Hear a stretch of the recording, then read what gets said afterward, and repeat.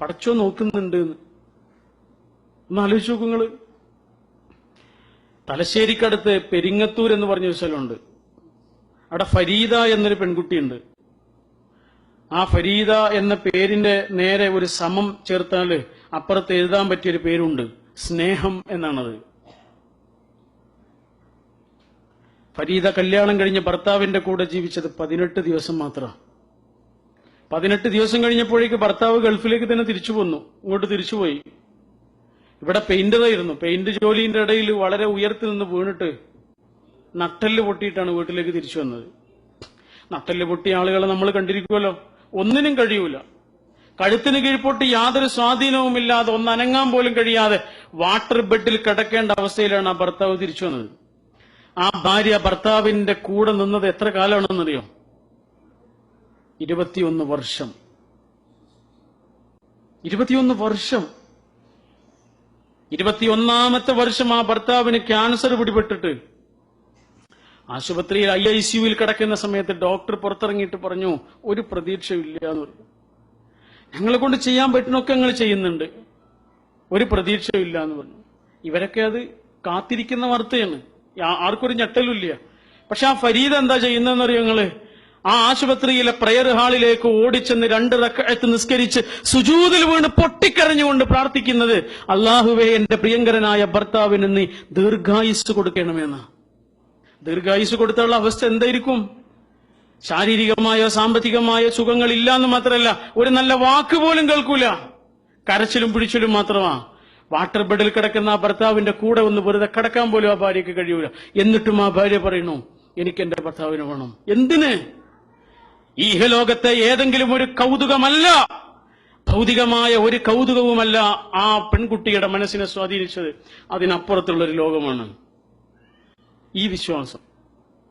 കേരളത്തിലെ വളരെ പ്രസിദ്ധനായ ഒരു ഓങ്കോളജിസ്റ്റ് ഉണ്ട്, ക്യാൻസർ രോഗികളുടെ ഡോക്ടർ. അദ്ദേഹത്തിന്റെ പേര് ഡോക്ടർ VP ഗംഗാധരൻ എന്നാണ്. അദ്ദേഹം എഴുതിയൊരു പുസ്തകമുണ്ട്, ജീവിതമെന്ന അത്ഭുതം. അദ്ദേഹത്തിന്റെ അടുത്ത് വന്ന പലതരത്തിലുള്ള ക്യാൻസർ രോഗികളെ കുറിച്ച് അദ്ദേഹം എഴുതിയ പുസ്തകമാണ്. നിങ്ങൾ എവിടുന്നെങ്കിലും കിട്ടുകയാണെങ്കിൽ തീർച്ചയായിട്ടും ആ പുസ്തകം വാങ്ങി വായിക്കണം. കാരണം ആ പുസ്തകത്തിന്റെ പ്രത്യേകത, നമ്മൾ ആ പുസ്തകം വായിച്ചു കഴിഞ്ഞാൽ മനുഷ്യരായ മനുഷ്യരോട് മുഴുവനും നമ്മൾക്ക് സ്നേഹം തോന്നും. ആരെയും നമ്മൾ വെറുക്കൂല. ആരുടെ മുഖത്ത് നോക്കിയിട്ട് നമുക്ക് അയാൾക്ക് ഇഷ്ടമല്ലാത്തൊരു വാക്ക് പറയൂല. മനുഷ്യന്റെ വില എന്താണെന്ന് പറഞ്ഞു തരുന്നൊരു പുസ്തകമാണത്.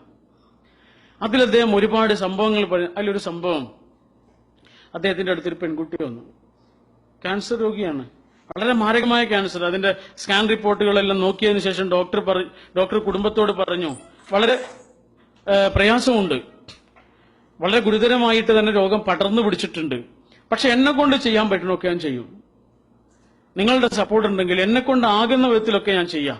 എനിക്കൊരു വലിയ പ്രതീക്ഷ ഒന്നും തരാൻ പറ്റൂല, ഇങ്ങനെയൊക്കെ ഞാൻ ചികിത്സിച്ച് നോക്കാം, പക്ഷെ വലിയ സാമ്പത്തിക ചെലവുണ്ട്, ലക്ഷക്കണക്കിന് രൂപയുടെ ചെലവാണ് ഡോക്ടർ പറയണത്. ഇവരുടെ കയ്യിൽ പൈസ ഇല്ല, ഇവര് പിന്നെ വരാമെന്ന് പറഞ്ഞിട്ട് തിരിച്ചുപോയി. പിന്നെ വരാനുള്ള പോക്കല്ല, പൈസ ഇല്ലാത്തതുകൊണ്ട് അവർ നിർത്തി പോവാണ്. 1-2 ആഴ്ച കഴിഞ്ഞപ്പോ ഈ ഡോക്ടറുടെ അടുത്തേക്ക് ഒരു ചെറുപ്പക്കാരൻ വന്നു. ആ ചെറുപ്പക്കാരൻ പറഞ്ഞു, ഡോക്ടർ ഞാൻ വരുന്നത് ഗൾഫിൽ നിന്നാണ്, നേരിട്ട് ഡോക്ടറുടെ അടുത്തേക്കാണ് വരുന്നത്. കഴിഞ്ഞ ആഴ്ച നിങ്ങളുടെ അടുത്ത് വന്ന ആ പെൺകുട്ടിയുടെ ഭർത്താവാണ് ഞാൻ. ഞങ്ങൾ കല്യാണം കഴിഞ്ഞ് ഏതാനും ദിവസങ്ങൾ മാത്രമേ ഒരുമിച്ച് ജീവിച്ചിട്ടുള്ളൂ. അപ്പോഴേക്ക് ഞാൻ ഗൾഫിലേക്ക് പോയി. ഗൾഫിലേക്ക് പോയ ഉടനെ ഈ വാർത്തയാണ് ഞാൻ കേൾക്കുന്നത്. മാരകമായ അസുഖമാണ്, ഞാൻ എന്താ ചെയ്യേണ്ടത്? ഞാൻ ഒരുപാട് ആലോചിച്ച് എന്ത് ചെയ്യണം, ഒഴിവാക്കണം എന്നാണ് ഇപ്പൊ എല്ലാവരും എന്നോട് പറയണത്. ഞാൻ ഏറ്റവും കൂടുതൽ കേൾക്കുന്നത് ഇതാണ്, ഒഴിവാക്കണം എന്ന്. ഒഴിവാക്കിയാൽ എന്റെ കുടുംബമോ അവളുടെ കുടുംബമോ എന്നെ അതിന്റെ പേരിൽ കുറ്റപ്പെടുത്തില്ല എന്ന് എനിക്ക് ഉറപ്പാണ്. കാരണം അവൾക്കൊരു ജീവിതമല്ല, അവനെങ്കിലും ഒരു ജീവിതം ഉണ്ടായിക്കോട്ടെ എന്നേ പറയുള്ളൂ. അല്ലെങ്കിൽ വെറും ആ ഏതാനും ദിവസങ്ങളുടെ ആത്മബന്ധം വെച്ചിട്ട് എനിക്ക് അവളെ ചികിത്സിക്കാം. ഏത് വേണമെന്ന് ഞാൻ കുറെ ചിന്തിച്ചു. ഞാൻ പെട്ടെന്നൊരു തീരുമാനത്തിലെത്തി, ഞാൻ അവളെ ചികിത്സിക്കും. ആ മരുഭൂമിയിൽ രാവും പകലും കിടന്ന് കഷ്ടപ്പെടേണ്ടി വന്നാലും ഞാൻ അവളെ ചികിത്സിക്കും. കടം വാങ്ങിയിട്ടാണെങ്കിലും ചികിത്സിക്കും. ആ ചികിത്സക്കിടയിൽ അവൾ മരിച്ചു പോകുകയാണെങ്കിൽ സന്തോഷത്തോടു കൂടി അവളെ മരിപ്പിക്കും. അതല്ല, ജീവിതത്തിലേക്ക് തിരിച്ചു വരികയാണെങ്കിൽ അതിലേറെ സന്തോഷത്തോടു കൂടി അവളെ സ്വീകരിക്കും എന്ന് പറഞ്ഞിട്ട് ആ ചെറുപ്പക്കാരൻ ഗൾഫിലേക്ക് തന്നെ തിരിച്ചുപോയി. പൈസ അയക്കുന്നത് ഡോക്ടറുടെ അക്കൗണ്ടിലേക്കാണ്.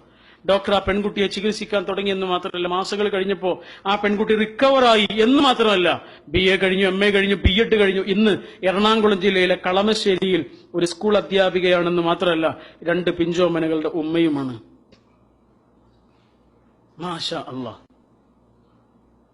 ഭർത്താവിനെ സ്നേഹിച്ച ഭാര്യയും ഭാര്യയെ സ്നേഹിച്ച ഭർത്താവും. ഉപാധികളില്ലാത്ത സ്നേഹമാണിത്. മനസ്സിന്റെ ആഴങ്ങളിൽ നിന്നുള്ള ഇഷ്ടമാണത്. എത്ര തന്നെ കഷ്ടപ്പാടുകളിലും ദുരിതങ്ങളിലും കൂടെ ഉണ്ടാകുമെന്ന കൈപ്പിടുത്തമാണിത്.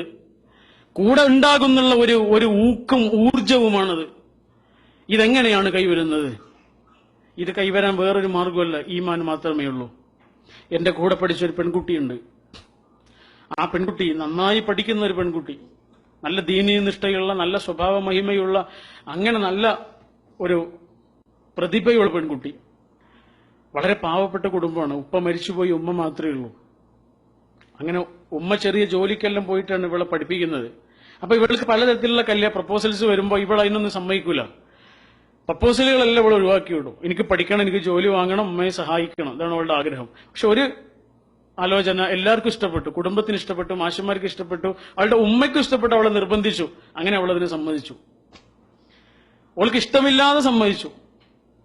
ഇഷ്ടമല്ല എന്നാണ് ക്ലാസ്സിലുള്ള എല്ലാവരോടും അവൾ പറഞ്ഞത്. അങ്ങനെ ഇഷ്ടമില്ലാതെ കല്യാണം നടന്നു. അവളെ കൂട്ടിക്കൊണ്ടുപോയി. കുറച്ച് ദിവസങ്ങൾ കഴിഞ്ഞപ്പോൾ അവളുടെ ഒരു കത്ത് ഞങ്ങളുടെ ക്ലാസ്സിലേക്ക് വന്നു. ആ കത്തിൽ അവൾ പറയുന്നത്, എനിക്കൊട്ടും ഇഷ്ടമില്ലാതെയാണ് ഈ കല്യാണം നടന്നത്, നിങ്ങൾക്കൊക്കെ അറിയാം. പക്ഷെ ഇപ്പൊ എനിക്ക് വളരെ സന്തോഷമാണ്. ഞാനിതിനെങ്ങനെ സമ്മതിച്ചിട്ടില്ലായിരുന്നെങ്കിൽ അതിന്റെ വലിയൊരു നഷ്ടമായിരുന്നു.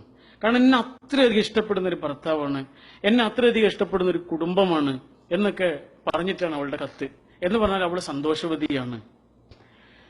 കുറച്ച് മാസങ്ങൾ കഴിഞ്ഞ് അവൾ ഗർഭിണിയായി.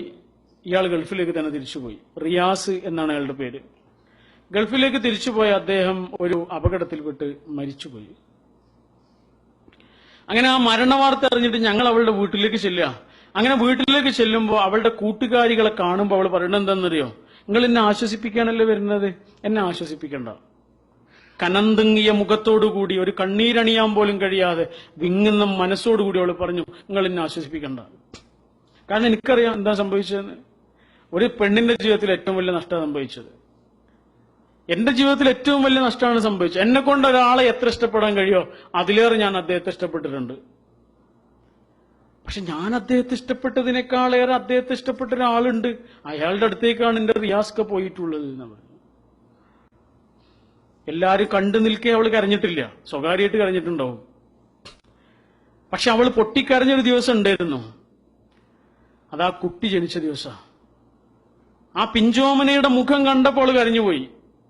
ആ പിഞ്ചോമനയുടെ കൊഞ്ചലും കൗതുകവും കാണാൻ അവളുടെ പ്രിയങ്കരനായ ഉപ്പ ഈ ലോകത്തില്ലല്ലോ എന്ന സങ്കടം കൊണ്ട് ആ ഉമ്മ കരഞ്ഞുപോയി.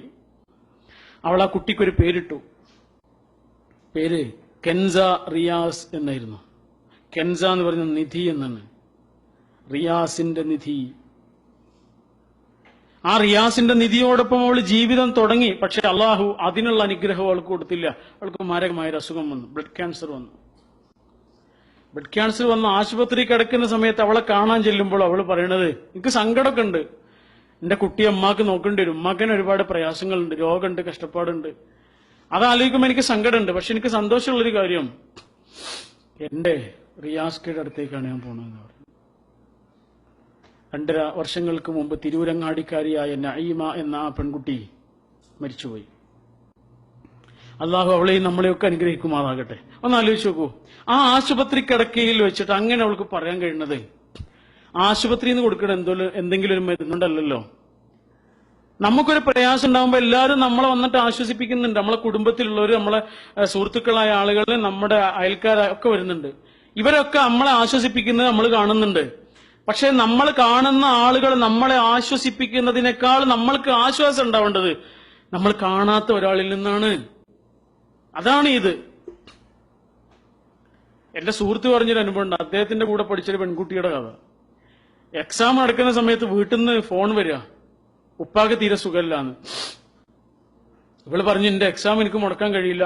എക്സാം അന്ന് എഴുതി, പിറ്റേന്ന് എക്സാം എഴുതി, പിറ്റേന്ന് വീട്ടിൽ നിന്ന് ഫോൺ വന്നു, ഉപ്പാക്ക് തീരെ സുഖമില്ല, എന്തായാലും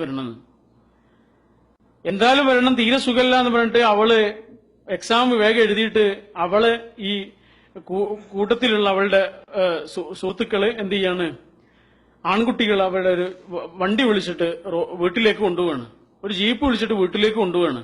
ആ സമയത്ത് അവളുടെ കയ്യിൽ ഒരു കവറുണ്ട്, ഒരു ബാഗുണ്ട്. അപ്പൊ ആരും ചോദിച്ചു, എന്തിനാണ് ഈ ബാഗ് എന്ന് ചോദിച്ചു. വേഗം പോയി വരാനുള്ളതല്ല, എന്തിനാ ബാഗ്? അപ്പൊ അവള് പറഞ്ഞു, ഇതിന്റെ നിസ്കാര കുപ്പായാണ്, എന്റെ ഉപ്പ ചിലപ്പോൾ മരിച്ചിട്ടുണ്ടാവും, അവർക്ക് എന്നോട് പറയാൻ മടിയായിട്ടാണ്, എന്റെ ഉപ്പ ചിലപ്പോൾ മരിച്ചിട്ടുണ്ടാവും.